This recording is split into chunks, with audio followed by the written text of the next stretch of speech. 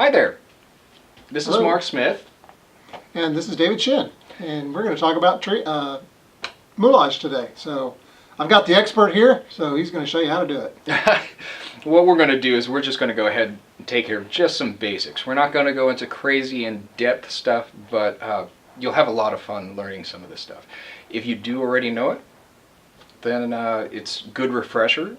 If you have no experience at all, that's the person I'm actually catering to right now.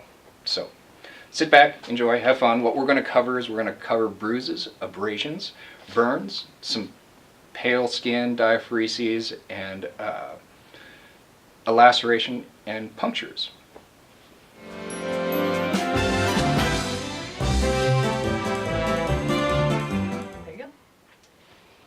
Alright, so what we're going to do right now is we're going to start off with a bruise. Now a bruise is actually just going to be very simple. We have two different color wheels that potentially you could actually have. Either one will work perfectly fine. This is kind of fancy, has some extra colors as far as green and all that, but it's not necessary. The majority of all the bruises that you will actually have to do are going to be very quick and simple, and the majority of the time it's going to be bruising that actually just recently happened. And when a bruise just happens, it's really just red area. That's all it is. You don't actually have a whole lot of color. First off, what we're going to do is we're going to make sure that we actually have the area that's clean, because it's actually going to give us a good little area. What we're doing is we're just taking regular alcohol prep and we're just going to go ahead and clean the area. And when you do this, be sure you use the same makeup sponge for the same patient. You don't want to go ahead and transfer one person's sweat to another person's sweat because they don't appreciate that. But in any event, what we're going to do is we're just going to go with just a very simple little touch of red, and this is what's just going to simulate just an area that's going to show some indication that there's a bruise that will start. This is something that's probably happened within maybe about 15 minutes or so. Then as time progresses, what happens is it actually starts discoloring from the outside in. So you can actually take a little bit of this brown and add this to the outside, and then you take a little bit of the purple and go right on the outside there. A little bit closer to my hole. Hold on. Alright, aside from actually making a bruise with these color wheels, what you can use is you can actually just use two different colors. We got a red and a blue. This is actually very simple and quick and easy. Let's say you get crunched for time. What we're going to do is we're going to pick up and load this sponge with a lot of dry red. And what we're going to do is we're just going to go ahead and just rub that in nice and deep. Now there's a reason why it's very deep like this. I'll show you here in just a second. Now as we take the blue, what I'm going to do is I'm going to load up the blue, stick it on another corner of the sponge, and we're just going to go ahead and add the blue around here and cover up the skin color. Now, what we have now is a decent bruising area, and what I'm doing now is I'm blending everything together, and I think I would like a little bit more blue here. Blue on the outside. As the blue and the red mix together, you're going to get a purple.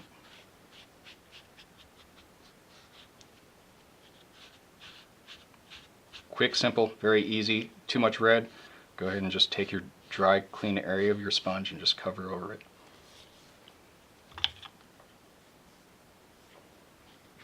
There you go. So at this point what we're going to do is we're just going to do a quick abrasion. This is just to give you some sort of scratches or something to that effect. All I'm going to do is I'm going to go ahead and take a piece of paper that's going to be a little bit stiff, and what I'm going to do is just crush this up into a little ball,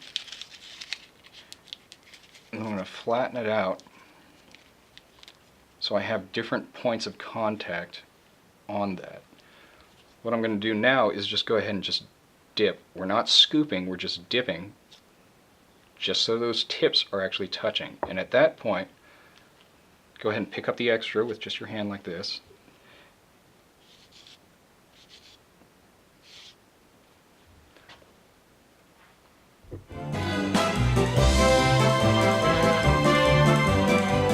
Alright, This one's actually going to be a pretty fun one.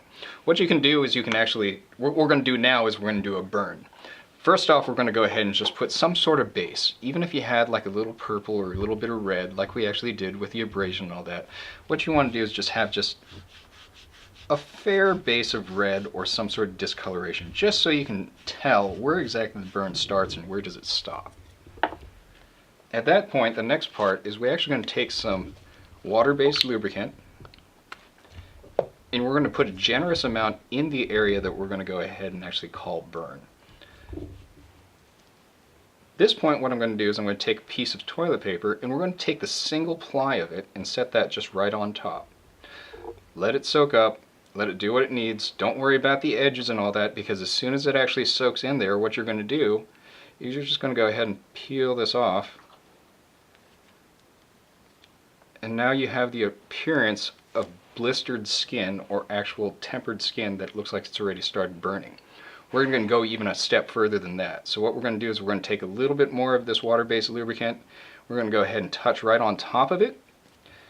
And at that point, we're going to go ahead and add a little bit of instant coffee.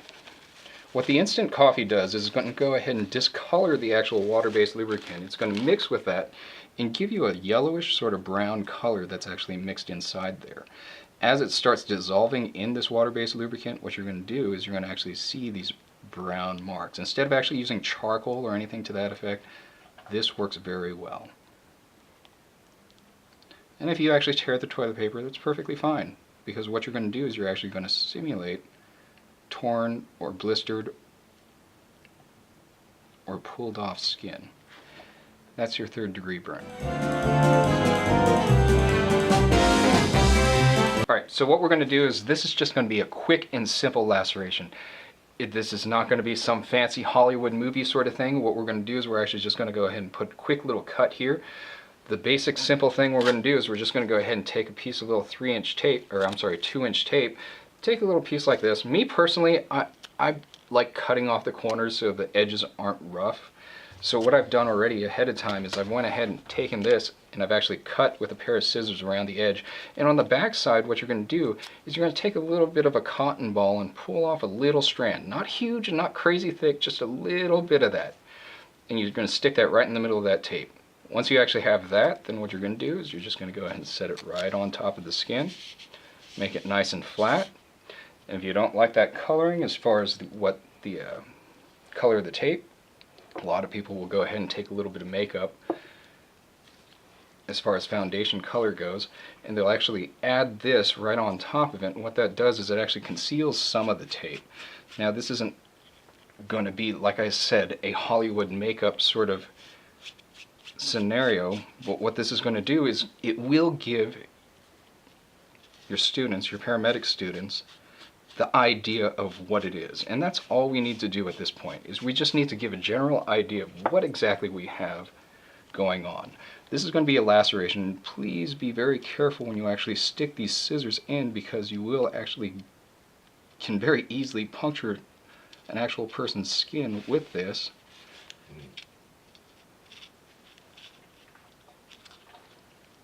And what I've done there is we've actually sliced into the tape.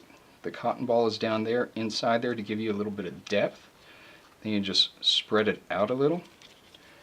Now we're going to go ahead and take a little bit of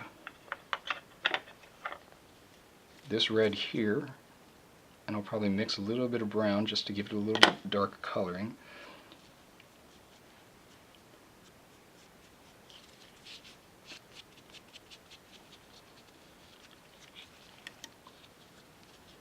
And again, this does not need to be fancy or anything like this. Now what I have here is food coloring with chocolate syrup. Chocolate syrup is corn syrup based. It's going to be very sticky, and the food coloring will in fact stain clothing, so just be aware of that. And we didn't fill this up. All I did was just went ahead and just allowed it to soak into that cotton inside there. And then to finish this off, all you do is you just give the illusion that we actually have an actual cut or laceration on the skin.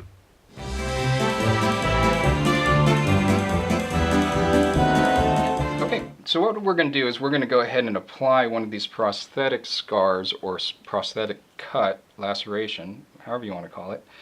And what this is pre-made. It's made out of rubber latex. You need to be very careful as far as if somebody has an allergy to latex. This will be an issue. So we've already cleaned the area with an alcohol prep. This is actually liquid latex.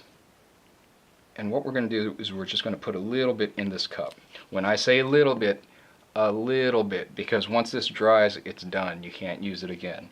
So what we're going to do is we're going to take a little bit of that latex. We're going to apply it to the area that we're going to go ahead and stick this to. Don't need to be globbed on. Very thin. Be very quick because it dries kind of quick. And then once that's actually dry, what we're going to do is we're just going to go ahead and stick this right on top of it. And I'll give you a demonstration here in just a second. Okay, so what we've done is we waited just a little bit of time, and this is actually dried and it's now tacky. You can go ahead and touch it and you can feel that it's not wet or anything like that, but latex will stick to latex. This application, all we're going to do, and make sure this side is clean, and if it's dusty or anything, you can actually put a layer of latex on top of that. That way you can actually get them both to stick to each other. But all we're going to do is just apply this right on here. And that actually just stays on just like that. After that point, if you want a little bit of coloring or you want to go ahead and blend it, you can actually take a little bit of foundation color.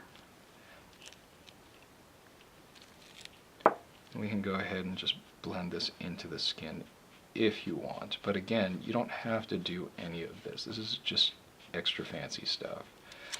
You can take latex and you can actually brush a little on here to hide that seam. But again, it's not necessary. This is actually a very quick, simple application. Just stick it on. What you just saw me do here is I actually took a little bit of this red here and I went ahead and just picked up a little bit, not big globs, and then what I'm going to do is I'm going to add that right inside here.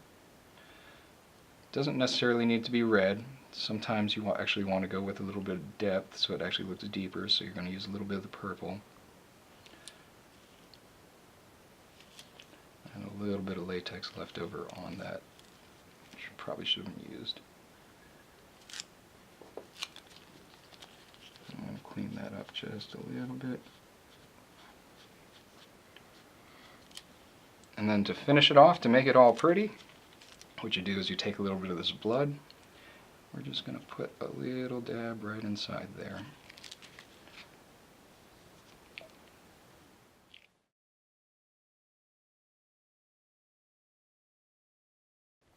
You're good. All right. So now that this is actually dried, this is going to take a little bit of setup. You're actually going to have to do this ahead of time and plan ahead. In between, while you're waiting for it to dry, you could probably do some other people's makeup, doing some other stuff or whatever. But what we're going to take is we're going to take a little bit of baby powder or talcum powder, and we're going to go ahead and take our makeup brush. You have to make sure that this is actually dry, because if you actually take your makeup or your powder brush and you stick it in when it's wet, you have ruined your powder brush. So I'm going to go ahead and load this up with a little bit of baby powder or talcum powder, and we're just going to set that right on top of that. Now what that's going to make it is it's not going to be tacky, so now I can actually touch it and it's not going to stick and peel up on my fingers. Now remember, there's an actual layer of toilet paper that's actually underneath here. What I'm going to do is I'm not picking his skin. I know it looks like it, but what I'm doing is I'm just picking just the surface of that toilet paper, and I'm going to go ahead and pick that up. So you can see that I've actually taken a piece of these iris scissors, is that what this is called, Mark? Yep. And I'm going to go ahead and pick up a little piece of that latex. At that point, I really suggest you don't take your scissors and go ahead and stick that in there, because you could actually still catch the person's skin. But what we're going to do is we're going to go ahead and take this little stick. I'm going to feed this underneath until I've actually gotten underneath there. So now we have a little pocket. With that pocket, and go ahead and take the scissors, and again, don't cut the person's skin. You can actually do that. Yeah. And now what we've done is we've actually cut a laceration inside here. Now latex does stick to latex, so if I actually take this very carefully and flip it over on itself, see how it's sticking to itself? And I'll hold that open just like an actual cut. Excuse a little mess here. I think I've got a little bit of makeup that's stuck on my gloves somewhere that I've kind of got on there. But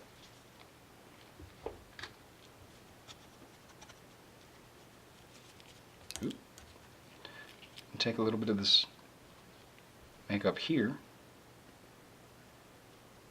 and we want it to look deep, so we're just going to add a little bit of dark coloring inside there. And you say, oh well, that doesn't really look like a cut. Well, it will as soon as you actually take a little bit of this red fake blood. Again, it's corn syrup and food coloring. Stick that inside there, and now you actually have a laceration or a cut. Now, to add on top of this, what we're going to do is I'm going to show you how to actually do an impaled object. So you can use a branch, a stick, a blunt knife, back end of a spoon, whatever you want. But what we can do is we can actually take this and actually feed this right inside. Now, let me see if I can make it so you can see what I'm doing.